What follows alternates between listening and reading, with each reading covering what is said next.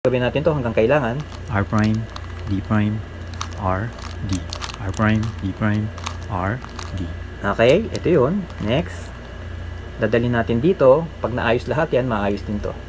R prime, D prime, R, D. Ito yun. R prime, D prime, R, D. Okay, next. Ito naman. R prime, D prime, R, D. R prime, D prime, Ito yun. R, Ayan, di ba? Nabuo na siya. Ibig sabihin, yung mga pare-pareho niya, okay, napunta na sa tamang pwesto. Kaya, nasolve na natin. Okay, itong egg-shaped puzzle. Okay? 3 beses ang hirap nito doon sa ordinaryong 3x3x3 na Rubik's Cube. Kasi, una, iisa lang ang kulay. Pangalawa, shape shifter siya. Pangatlo, napakaraming parities.